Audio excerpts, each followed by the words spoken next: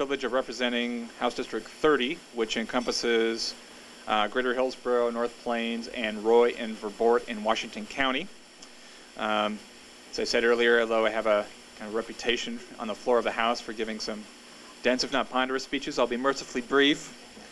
I am in my second term as a state representative, and given my experience as a former legislative analyst with the state's Economic and Community Development Department, and as a small business owner, I was one of only 2 freshman legislators that session to receive a seat on the state's Chief Budget Writing Committee, the Joint Committee on Ways and Means.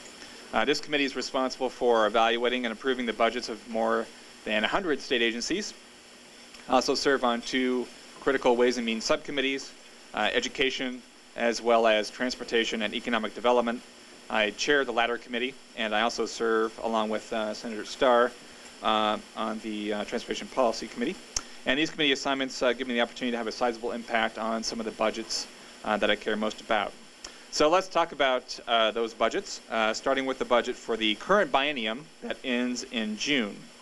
As you may know, due to unprecedented market forces, Oregon faces a budget shortfall of about $855 million, or about 5% of what we have to account for in the next 4 months.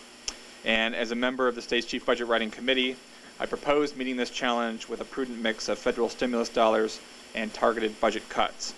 The rebalance plan we adopted a few weeks ago reflects that sensible approach.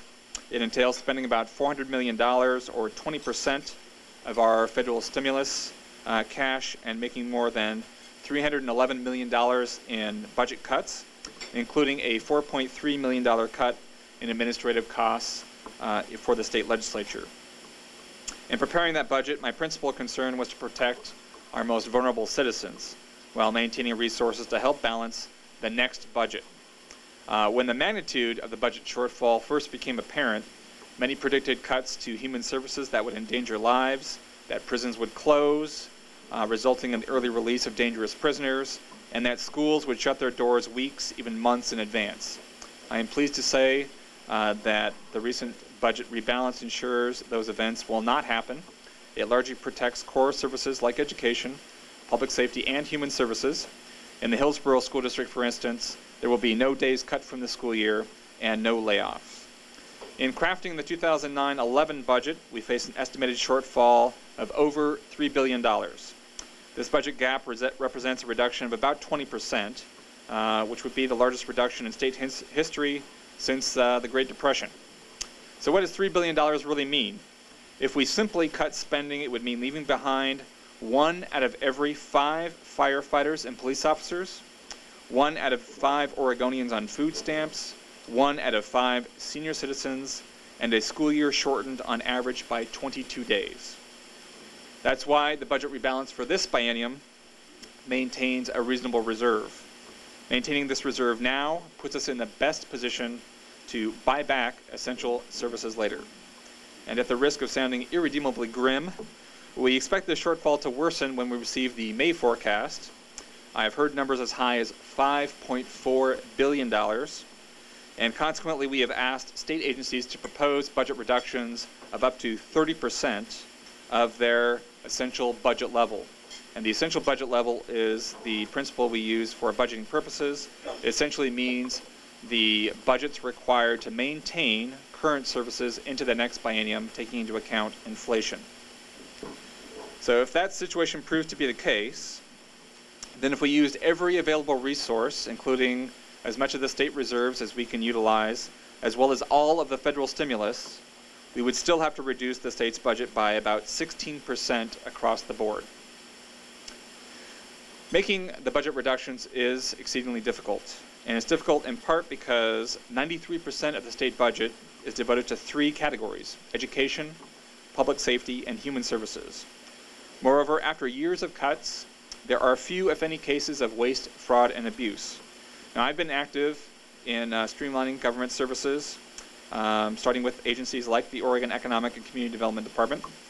But those savings accrue over time, and in crisis, that's time we don't have. So budget cuts alone will not balance the budget in the next biennium. And while we have considerable reserves, we will need more resources to protect essential public services. Some combination of spending cuts, reserve funds, and revenue increases will be needed.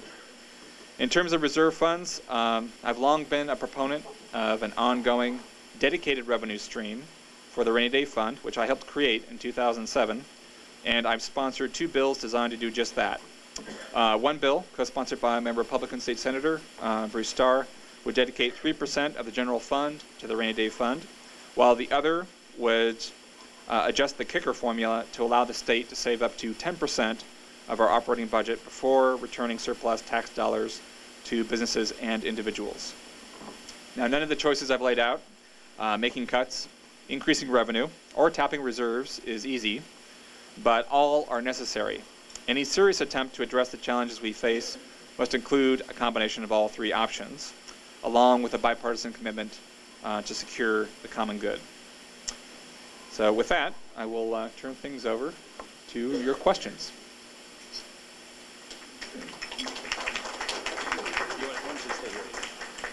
Okay, we'll just, if you start, if we have time for maybe like 2, so if one other person wants to get up there. Forest South Forum member, there's been publicity regarding a resolution to prevent the deployment of the National Guard, saying that the federal government provides most of the revenue for this guard. In your view, how would this affect the equipment and the effectiveness of the Oregon Guard? It's a very good question, and it has been a resolution that has been subject to strenuous debate in the legislature. I have not signed on to that bill, and in fact have severe disagreements with the basic premise. While I have a high regard for our troops and have been disheartened by the stop-loss measures the federal government has implemented for our Guard troops, I don't believe that this is the best route to take in terms of trying to resolve that difficulty with our federal colleagues. So I'm pursuing deliberations with our federal colleagues to try to secure the proper federal policy to ensure that we can keep our troops home when necessary. You else have one that you'd like to?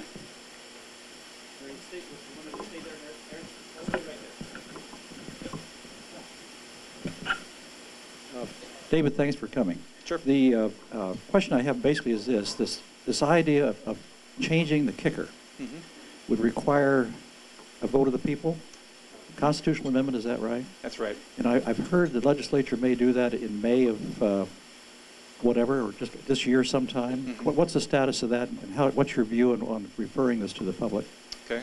The bill is in committee and has received 1 hearing. It has not been scheduled for a work session as far as I know. I have signed on to that bill, and let me describe briefly how it would work.